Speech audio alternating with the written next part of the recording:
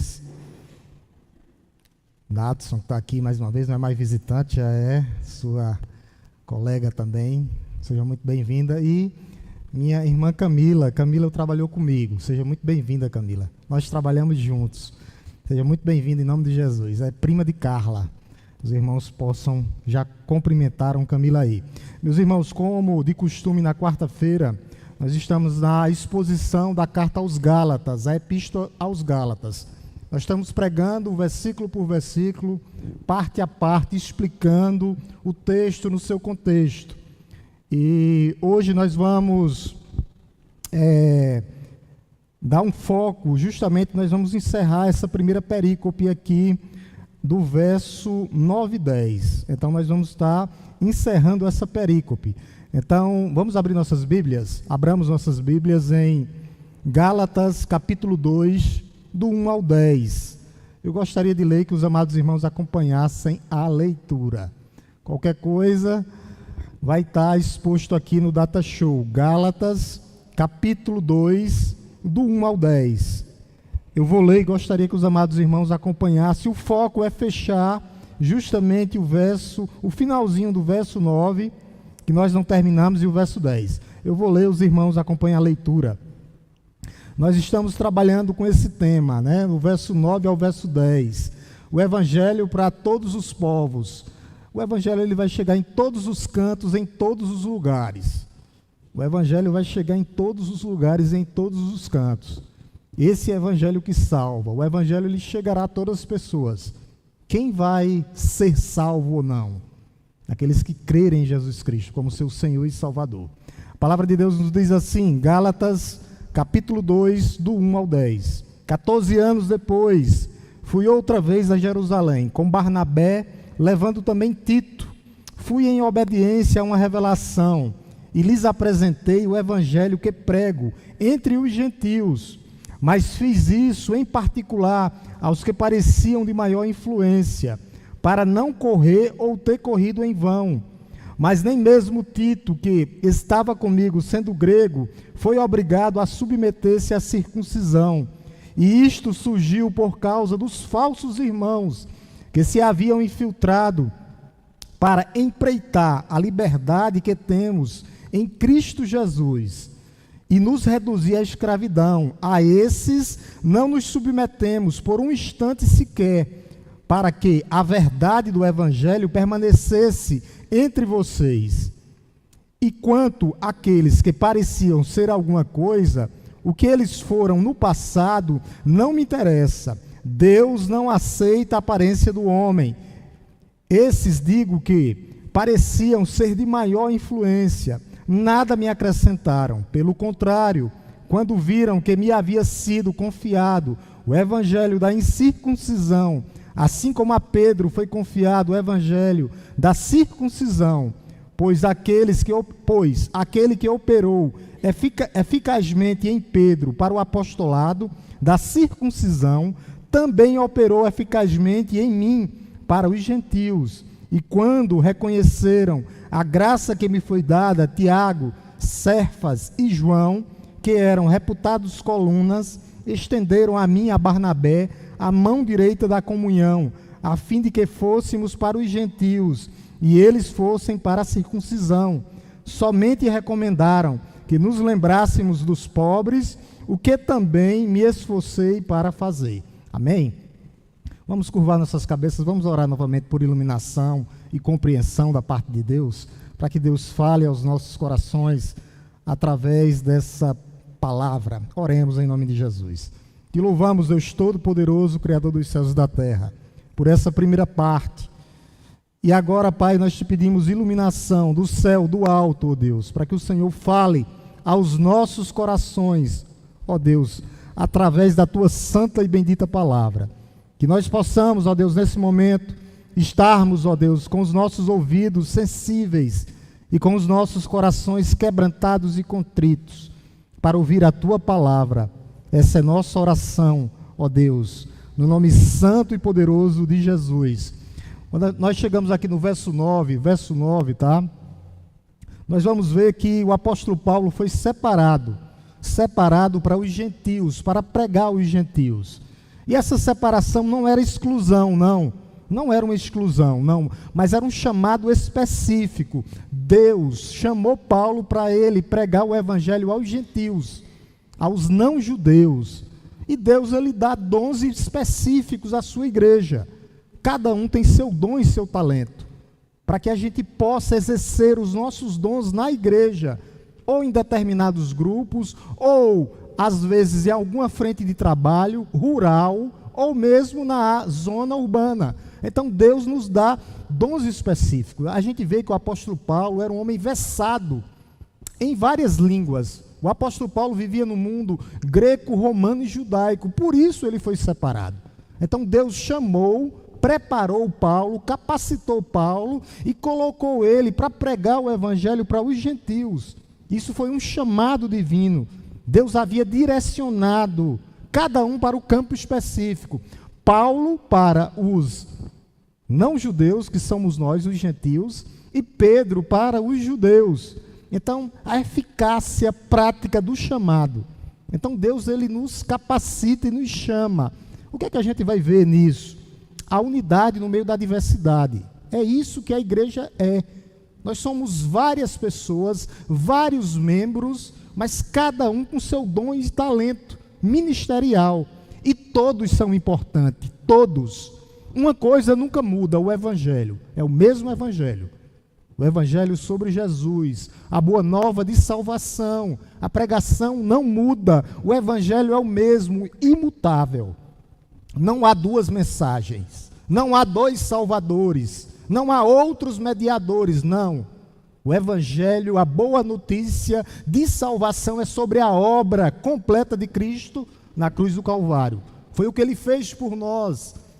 Então, muda cada ministério, mas não muda a mensagem. O mesmo evangelho, a mesma autoridade.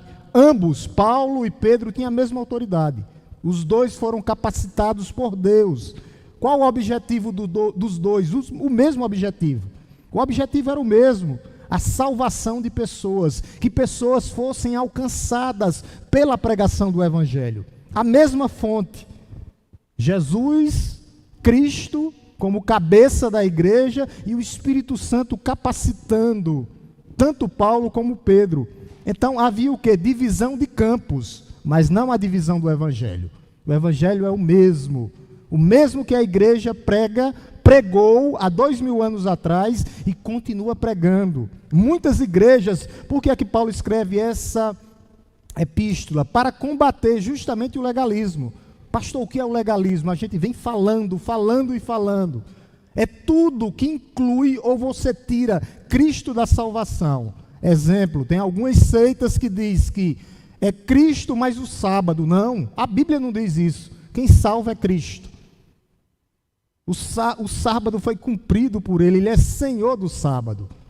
O que era que esses judeus diziam? Circuncisão mais Cristo. Não. Nós precisamos de Cristo. Então o evangelho, ele não se divide. Há dons específicos para cada grupo, isso sim. Divisão de campos, dons específicos, chamados divinos particular. Um é chamado para exercer um dom num local, o outro no outro. A eficácia, do evangelho, independente da cultura, independente das pessoas. O que é que isso vai mostrar? Que Deus veio para todos. Deus não faz acepção de pessoas. Quando a gente volta um pouquinho para fazer um resumo justamente desse versículo 9, a gente vai ver aqui que os apóstolos, os colunas da igreja, que era Tiago, Cefas, que é Pedro e João, estenderam a mão para justamente Paulo e Barnabé. Mãos estendidas, a mão estendida. Isso vai mostrar o quê? Corações unidos, a unidade da igreja. Deus nos chama para viver em quê, pastor? Em comunhão, em unidade. O corpo de Cristo jamais pode ser dividido. Deus, ele nos chama para viver em unidade. E o que é que os apóstolos fizeram? Reconheceram a graça de Deus na vida do apóstolo Paulo. É isso que o apóstolo Paulo está dizendo aqui. Estenderam a mim e a Barnabé a mão direita da comunhão, a fim de que fôssemos para os gentios. e eles fossem para o da circuncisão. Aí ele diz, e quando reconheceram a graça, eles viram o que Deus fez na vida de Paulo. Eles viram o agir de Deus na vida de Paulo. Então eles estenderam a mão. E isso é um gesto de confiança. Simboliza o quê? A mão direita simboliza confiança, acordo, unidade. É isso que a gente vai ver. Nada pode quebrar a unidade da igreja. Nada pode quebrar a unidade da igreja. Quando nós observamos aqui esse momento dos apóstolos em Jerusalém, a mão direita da comunhão, a autoridade repartida, mas o evangelho mesmo, o mesmo evangelho, a mesma graça, mas a missão, agora sim, a missão é compartilhada. Nós temos que lembrar que nós somos missionários aonde nós estamos. Cada um. O apóstolo Pedro vai falar do sacerdote santo. O que é que isso quer dizer? Que cada um é um sacerdote, independentemente de onde quer que nós estejamos. Se nós estamos no nosso trabalho, abrir uma oportunidade de Cristo. Eu vou exercer o meu sacerdote lá. Se abrir uma oportunidade, universidade, Cristo. Cristo na veia. Abrir uma oportunidade, Cristo. Na universidade, no ambiente de trabalho, na nossa vizinhança. O campo se abre, o campo é compartilhado, mas o evangelho o mesmo. A missão compartilhada. E qual é a missão? Vidas, almas, pessoas. Para que pessoas se tornem cristãs, independentemente da placa da igreja. O que importa é a salvação. Se vier para uma igreja bíblica, uma igreja que segue a palavra de Deus, como a primeira igreja batista em Araripina, amém. Louvado seja o nome de Deus. E o apóstolo disse justamente para eles não se esquecer dos pobres. Isso está no versículo 10, mas pode continuar aí. Então a graça foi reconhecida. Quando reconheceram a graça, tá? Quando nós percebemos isso, que o apóstolo Paulo tinha legitimidade no seu ministério. O ministério de Paulo era um ministério autêntico, não era um ministério humano. A gente viu no capítulo 1, o apóstolo Paulo foi levantado pelo próprio Cristo, foi treinado pelo próprio Deus, passou 3 anos no deserto sendo treinado. Igualmente, os 12 foram treinados 3 anos, os 12, o apóstolo Paulo ficou 3 anos sendo treinado justamente por Cristo. Então, havia legitimidade. Quando nós nos tornamos obreiros, pastores e mestres, é porque Deus nos capacita. Há uma legitimidade. Então, o apóstolo Paulo era um apóstolo legítimo. E a gente vai ver aqui que os colunas, ele vai dizer que os colunas da igreja, que era Tiago, Cefas e João, que eram reputados colunas, estenderam a mão. Esses colunas reconheceram o ministério de Paulo. Isso é importante. Por quê? Porque tem muitos obreiros hoje que dizem, eu sou apóstolo. Eu sou. Eles auto se denominam. Não, aqui não. Aqui havia autoridade. O próprio Cristo levantou e foi autenticado justamente pelos apóstolos. Por isso nós temos que entender que nós temos que ter numa igreja uma liderança forte e saudável. A gente tinha aqui, desde o princípio, a liderança que era Tiago, Cefas e João. E na igreja também nós temos que ter. Então não era simplesmente reconhecimento humano, nunca foi isso. Mas era o reconhecimento espiritual. Eles viam a obra de Deus na vida de Paulo. Eu queria colocar um texto aqui só para mostrar. Lucas, coloca bem aí, por favor. Atos 9, 27 e 28. Atos 9, 27 e 28. A gente vai ver o agir de Deus na vida de Paulo. Atos, aqui Mas Barnabé, tomando consigo, levou aos apóstolos, contou-lhes como Saulo tinha visto o Senhor no caminho, e que o Senhor tinha falado com ele. Também contou como em Damasco Saulo tinha pregado ousadamente. O apóstolo Paulo era um homem cheio do Espírito Santo de Deus. Ele pregava o evangelho com ousadia, ousadamente, em nome de Jesus. Era um homem que pregava ousadamente. E diz, e Saulo ficou com eles em Jerusalém, entretanto, saindo e pregando ousadamente novamente, em nome do Senhor. Era um homem que tinha ousadia. e os apóstolos sabiam que Deus estava agindo na vida desse homem. E ele pregava em nome de quem? Em nome do nosso Senhor, em nome do nosso Salvador. Ele sempre foi um homem ousado, a ousadia de pregar, a tempo e fora de tempo. Pregar o Evangelho que salva, o Evangelho que renova, que restaura, que transforma vidas. E nós temos que ter essa mesma ousadia. Lá em Atos, João e Pedro foram levados, presos, chicoteados. Na hora que saíram da prisão, o que foi que eles disseram? Nós não deixaremos de falar das coisas que vimos e ouvimos. Esse é o papel da igreja. Nós não podemos deixar de falar o que Cristo tem feito em nossas vidas, o amor de Deus em nossas vidas. Meus irmãos, tem um autor que diz assim, a graça é como uma tocha acesa, não importa quem carrega, a chama é a mesma. A chama é a mesma. Nós temos que levar essa palavra, ousadia, de pregar essa palavra, de testemunhar o que Cristo fez por nós. E essa chama, que é a tocha acesa, é a chama da luz de Cristo, que transforma e muda as pessoas, transforma de dentro para fora. É justamente essa transformação que nós precisamos levar para outras pessoas. O papel do cristão é só falar, nós não convertemos ninguém. Quem converte é o Espírito Santo, quem converte é Jesus. É o Espírito Santo convencendo o homem do pecado, da justiça e do juízo. O que é que nós precisamos ter? Ousadia de falar do nosso Senhor, do nosso Salvador.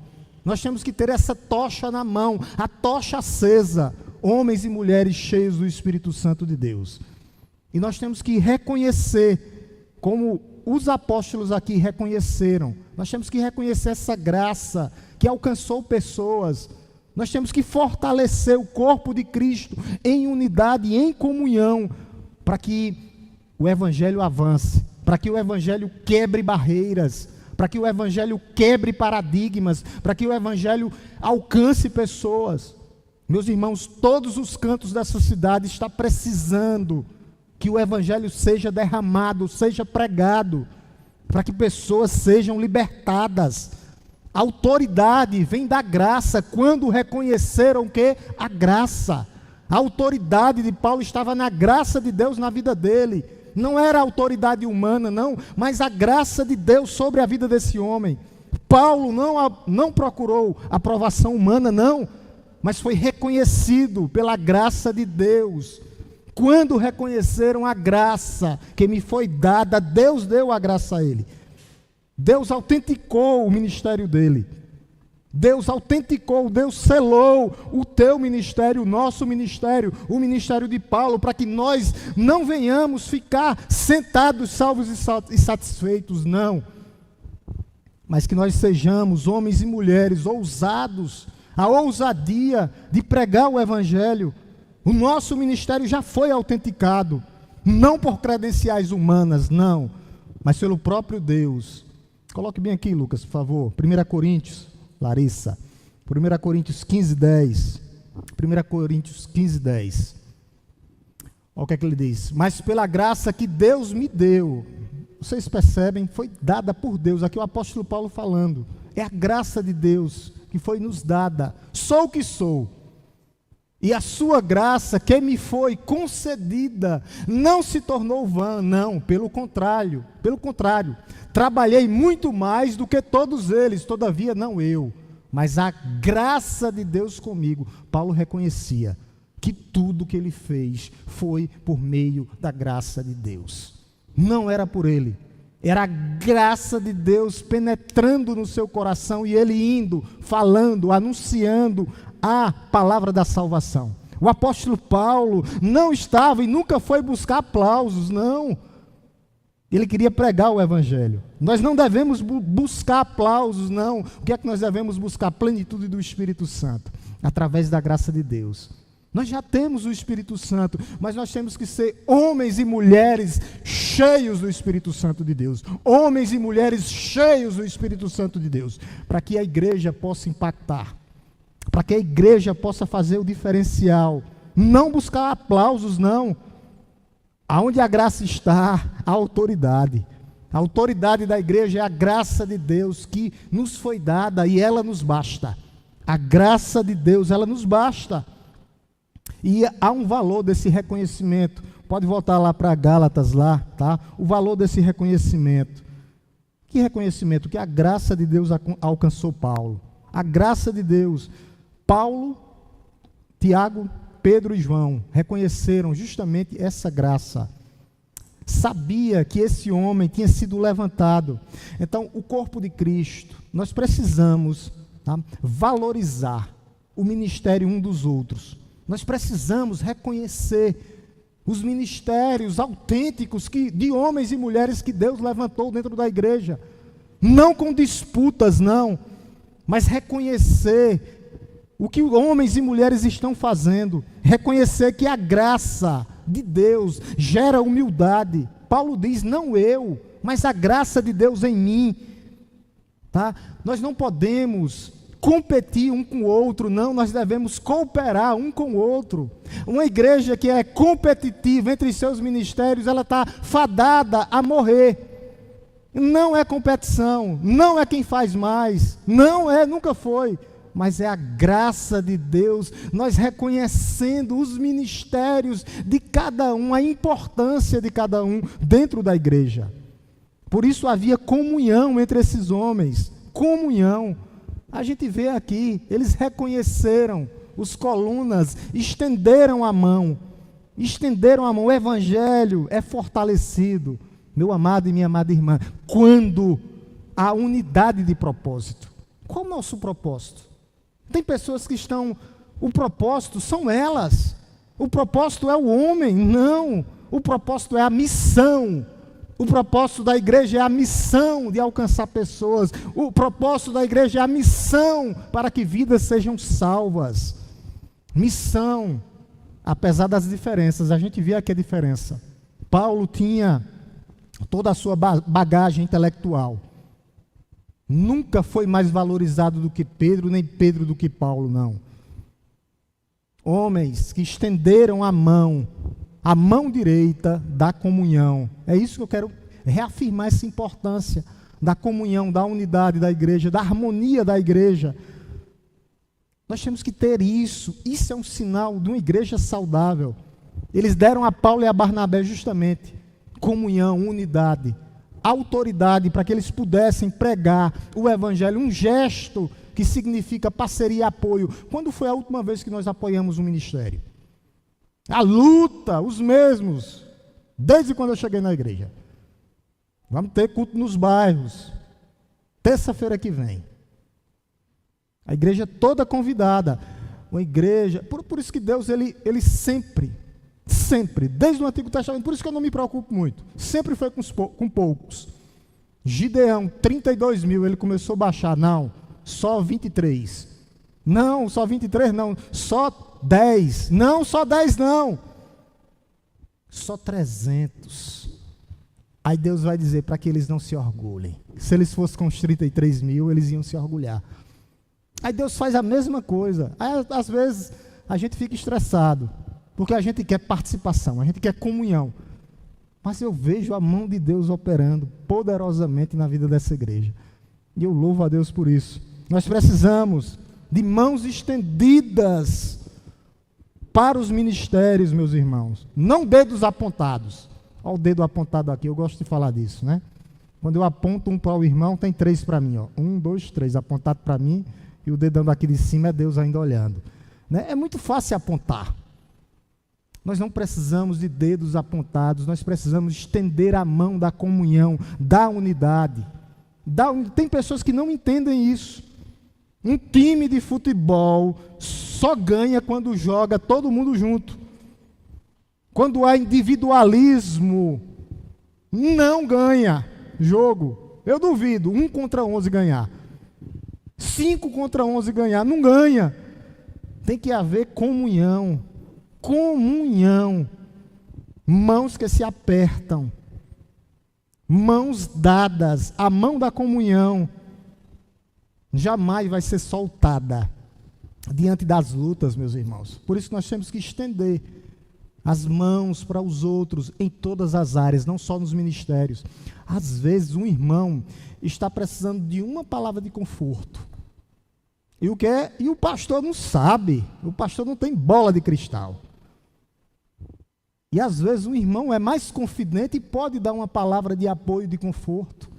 Uma palavra resolve. Uma palavra. Por isso nós temos que estender a mão, ter mais amor, amar mais. Aí a igreja será reconhecida. Aí a igreja vai impactar. Segundo ponto, a missão dividida, mas o evangelho único. A gente viu aqui, missão dividida, um só evangelho. Tá? Paulo e Barnabé para os gentios e Pedro, mais os outros para os judeus. Era isso.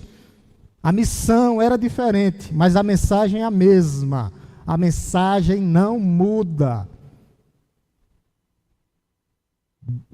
Durante esses séculos, todos esses séculos, vamos colocar desde Gênesis a Apocalipse, não muda. A mensagem é a mesma, imutável. Passará céus e terra, mas a minha palavra permanecerá. Não muda. Não inclui um io e um tio, não passa nela. A mensagem não muda. Coloque bem aqui, Lucas, 1 Coríntios 3, do 6 ao 9, só para que a gente possa perceber que um planta, outro rega, mas quem dá o crescimento é Deus. Olha o que é que Paulo está dizendo. Eu plantei, era Paulo, né? A partir do 6. Eu plantei, Apolo regou, mas o crescimento veio de Deus. É Deus quem dá o crescimento. Verso 7. Olha o que é que diz.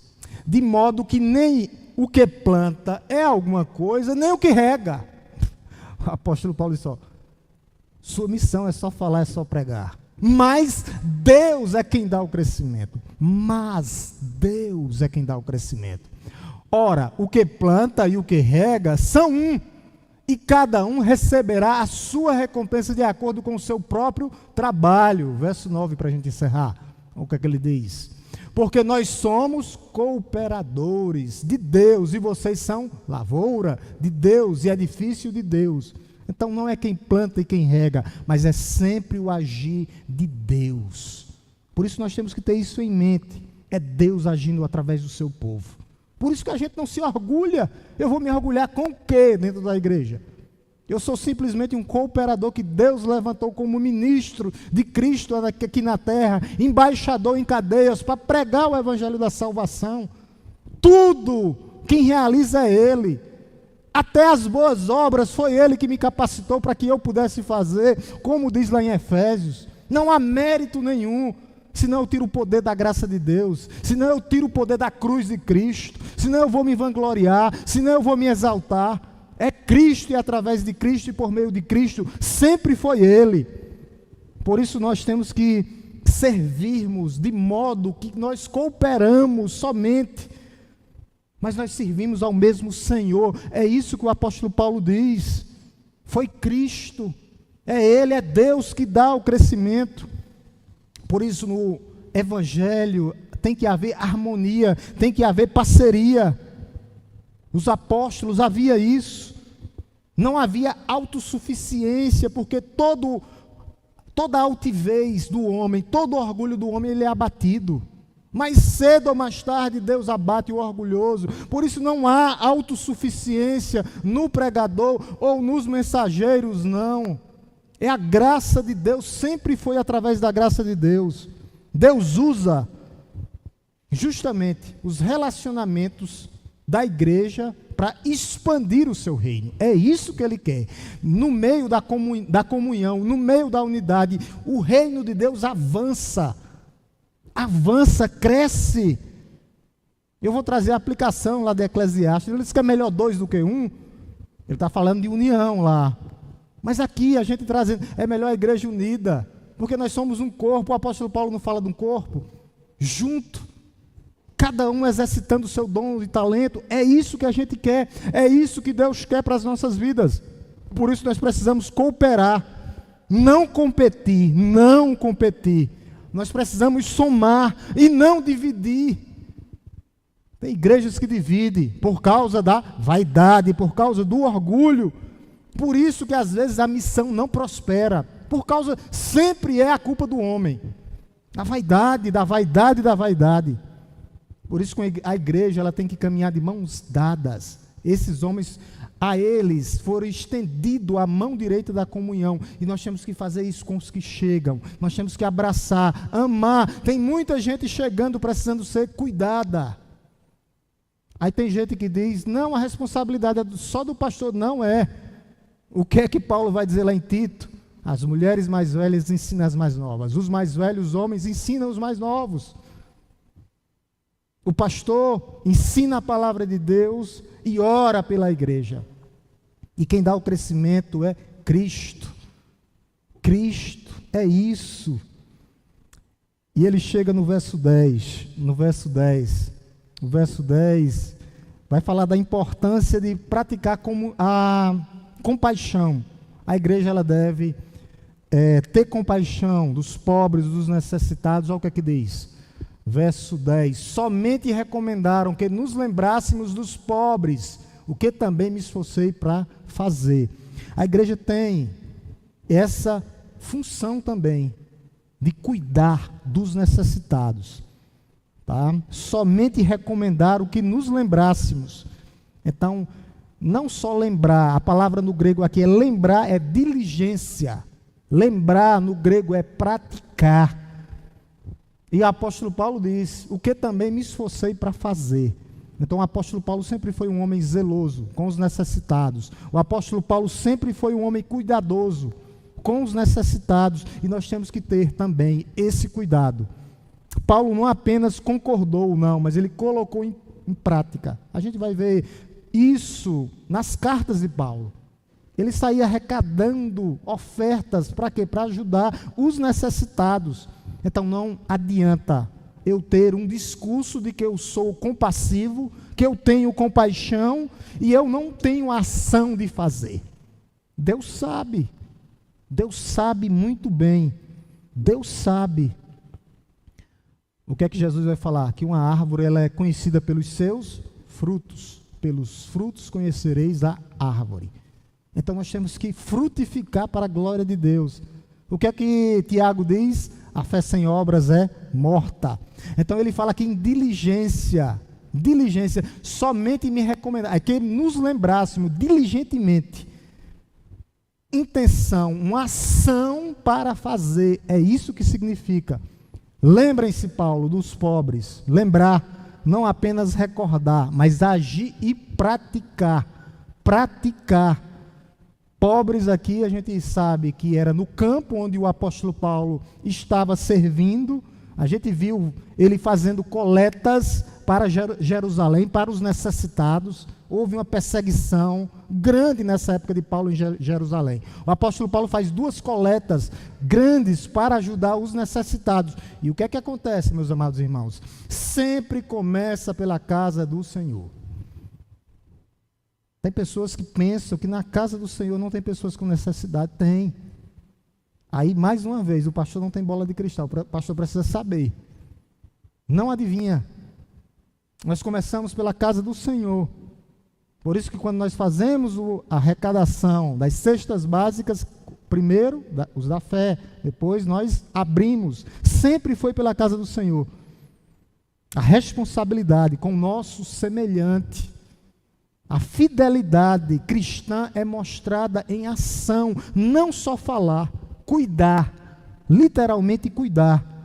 Os apóstolos recomendaram isso e Paulo já fazia isso. A fé cristã, meus irmãos, não é apenas doutrina, não, mas é uma prática. Tem pessoas que são cheias de teologia, mas não têm amor por as pessoas, pelos necessitados, pelos doentes, pelos carentes, o amor pela igreja de Cristo. Alguma coisa está errada.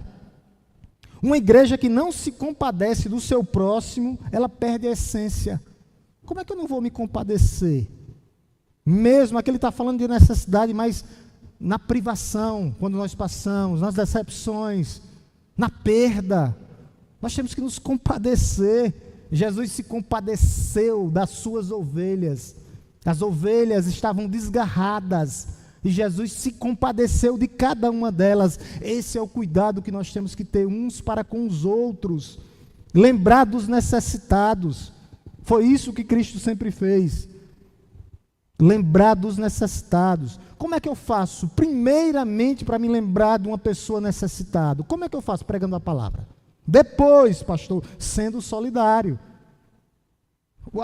Jesus fez isso, ele deu o pão, começaram a seguir Jesus por causa do pão, por causa do alimento físico. Jesus disse, não vai haver mais milagre. Porque eles sabiam que havia um interesse obscuro naquilo ali. Por isso que a palavra sempre vem primeiro. Palavra acompanhada com ação. Somente Cristo pode libertar o homem de qualquer escravidão dele. Qualquer escravidão começa-se a libertação com Cristo. Com Cristo, através de Cristo, somente assim. Paulo já praticava isso. Está lá em 2 Coríntios, eu já li várias vezes sobre isso. Paulo levantou várias coletas, justamente para Jerusalém, para a igreja dos Gálatas. Então, não basta eu concordar, é fácil concordar. O Tiago não diz? É muito fácil ver que teu irmão está com necessidade e dizer, dá paz do Senhor. Não, ação, meu irmão, ação. Teoria é fácil, eu quero ver compaixão. É preciso agir, é preciso ter um coração grato. Compaixão nunca foi opção na Bíblia, não é opção. É uma assinatura do Evangelho, que se compadece das pessoas. Pastor, o que é isso? Eu me coloco no lugar da pessoa. O que é compaixão? Eu me coloco no lugar dela. Vem para cá, como é que tu está passando? Eu me vejo no lugar da pessoa. A pessoa está passando por tudo aquilo ali. Eu me vejo. A situação que ela está passando, eu trago para mim. Para mim. É isso que nós temos. Isso é compaixão. Isso é compaixão. É isso que a igreja tem que ter. Se compadecer. Alguns princípios fundamentais. A gente viu nesses 2 versículos aqui que o Evangelho, ele vai ser derramado em todos os locais. Tá? Todos vão aceitar? Há universalismo na salvação? Não. Deus amou o mundo de tal maneira que deu seu Filho unigênito para todo aquele que nele crê, não pereça, mas tenha a vida eterna. Quem crê, salvo. Quem não crê, já está condenado, já está julgado. Mas o Evangelho vai chegar em todas as pessoas, em todas as culturas. É nesse sentido. E essa promessa, ela é antiga. Lá em Gênesis 3,15, nascerá um menino, e o menino esmagará a cabeça da serpente. Lá em Gênesis é afirmado novamente, em Gênesis 12:3. Abraão, através do teu descendente, serão benditas todas as famílias da terra, todos os cantos. O Evangelho chegará. O Evangelho chegará. O que é que vai acontecer? Porque muitas pessoas não vão crer, por causa da incredulidade, dureza de coração. Mas o Evangelho, ele vai ser derramado. A promessa é desde o nascimento do Messias. Depois vem a confirmação. Abraão, Isaac, Jacó, Davi, até chegar Judá, Davi, até chegar em José, Jesus. Então, há uma promessa que o Evangelho chegará. O problema sempre foi a incredulidade. Tá? Nenhuma cultura, a gente tem que lembrar disso, nenhuma cultura ou sociedade é superior à outra diante de Deus, não. Judeus e gentios. Qual a intenção de Deus? No final de tudo, ter um povo para Ele. Um povo para o seu louvor, um povo para a sua adoração. A intenção de Deus sempre foi essa. Nunca foi 2 povos, não. Um. Quem são, pastor? Os que vão crer na promessa. A promessa que havia no Antigo Testamento, que o menino nasceria. A promessa que se cumpre no Novo Testamento, o menino nasceu. É através dessa promessa, Antigo e Novo Testamento, não há mudança. Aqueles que foram salvos no Antigo Testamento, pastor, creram que o Messias viria. E no Novo Testamento, pastor, nós cremos. Só vai mudar o verbo. Só isso. Não muda nada, sempre foi na promessa do Messias. Então não há superioridade em culturas ou sociedade, não. O Evangelho é para todos. Todos. Quem são esses, pastor? Todo aquele que nele crê. O evangelho é para todo.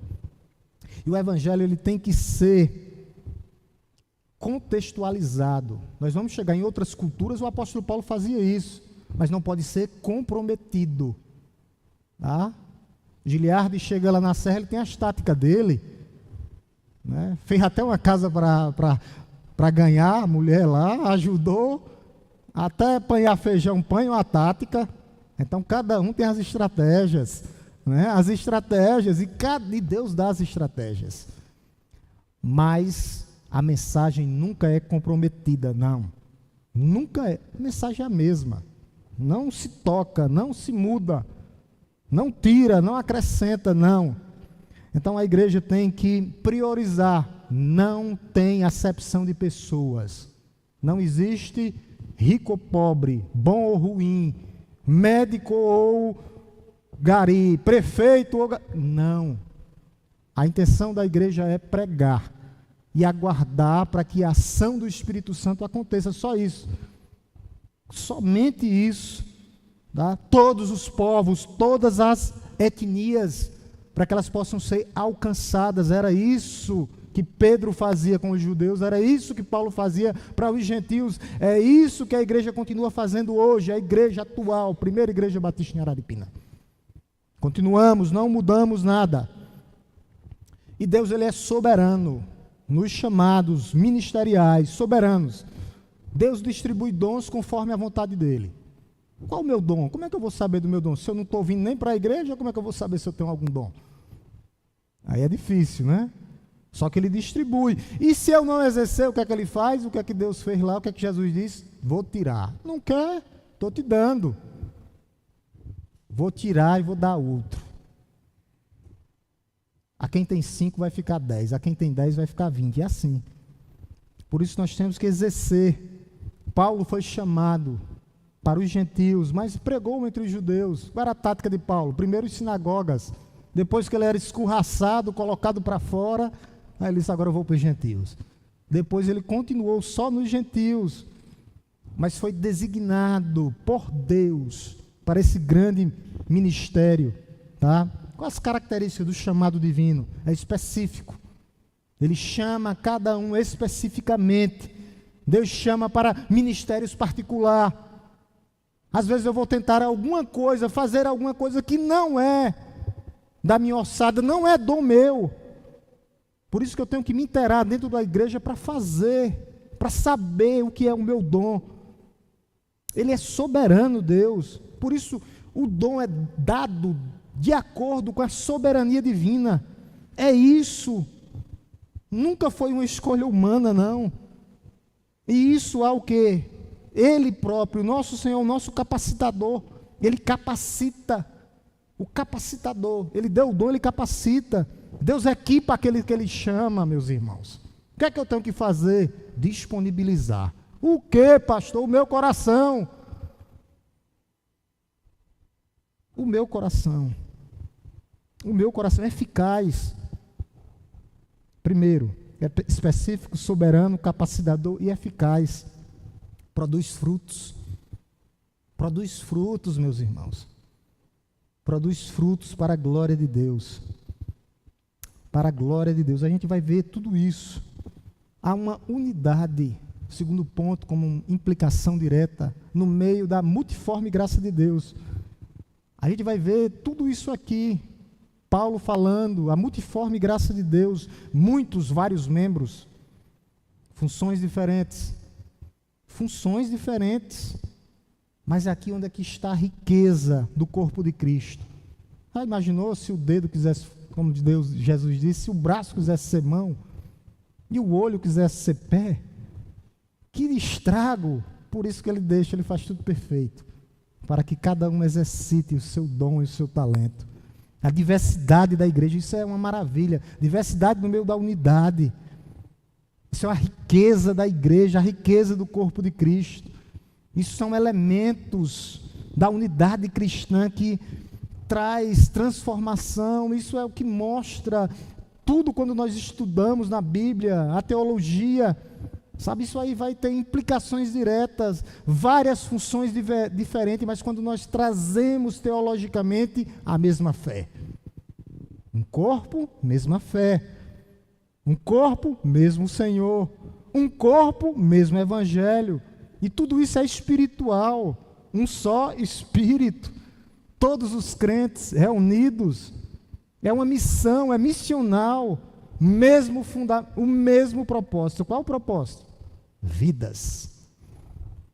O propósito final são vidas. Fortalecimento da igreja, fortalecimento das bases do corpo, avanço do reino. O propósito é esse.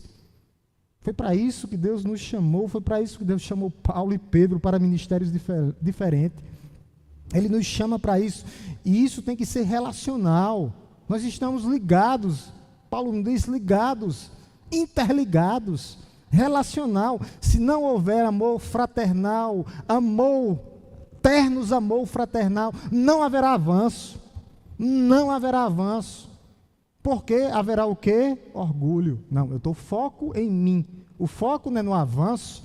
Se você focar no homem, focar no eu, não há avanço, não há avanço. O foco é o reino de Deus. O reino de Deus e a sua justiça. Esse é o foco da igreja. Esse é o nosso foco, a nossa função, a nossa missão. Essa é a nossa missão. Eu vou encerrar aqui, porque senão eu vou me empolgar, só falta 3 minutos. Quem quiser fazer alguma pergunta, fique à vontade. Se eu não souber, Gonzaga está aqui, ele responde hoje. Eu passo para ele. Se não tiver, porque todo mundo entendeu tudo, né? Que o texto é muito bom. Vamos orar em nome de Jesus. Queria agradecer mais uma vez aqueles que nos visitam nessa noite. Que Deus continue abençoando a vida de vocês, a família de vocês, a casa de vocês, o lar de vocês. Que Deus continue derramando graça, sabedoria e conhecimento sobre a vida de vocês. Não vou nem falar para Ramon, que Ramon já é de casa, né, Ramon? Ramon e sua esposa já é de casa, mas Camila e também minha irmã, como é o nome dela, Natson, me lembre, Natson, não durma não. Se você está fazendo medicina, o nome da minha irmã que eu esqueço. Como? Dandara, eu lembrei, Dandara, teu telefone anotado aqui, ó, Dandara, Deus abençoe, Dandara. Mas eu estava sentindo sua falta, estava perguntando a Natson já, porque era que você não tinha vindo mais. Vamos orar em nome de Jesus? Oremos, agradecendo a Deus por mais uma noite, por mais um culto. E Deus continue nos abençoando em nome de Jesus. Te louvamos, Deus Todo-Poderoso, Criador dos céus e da terra. Te bendizemos, ó Deus, por mais uma noite, por estarmos na Tua casa, casa de oração, casa de adoração. E o Senhor, ó Deus, nos abençoe, ó Deus, nesse restante de semana, ó Deus, que te pertence, que seja uma semana abençoada, mas também uma semana abençoadora, que nós possamos ser bênçãos, ó Deus, na vida de outras pessoas.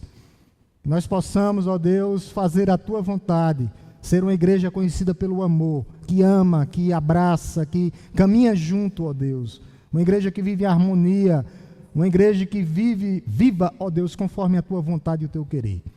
Uma igreja, ó Deus, alicerçada na Tua palavra, sendo ela a nossa regra de prática e fé, como tem sido, ó Deus, esses 48 anos de história. Que o Senhor abençoe, ó Deus, o aniversário da igreja nesse mês de outubro. Abençoe, ó Deus, tudo que vai acontecer aqui, porque tudo é para a glória do Teu nome, ó Deus. Não existe vaidade, não existe, ó Deus, orgulho, porque a Tua palavra diz que o Senhor quebra os orgulhosos, mas exalta os humildes de coração. E que nós possamos continuar, ó Deus, na Tua presença, ó Deus. Nos leve em paz, ó Deus, para os nossos lares, no nome santo e poderoso de Jesus. Meus irmãos, Deus nos abençoe. Deus nos abençoe. Em nome de Jesus.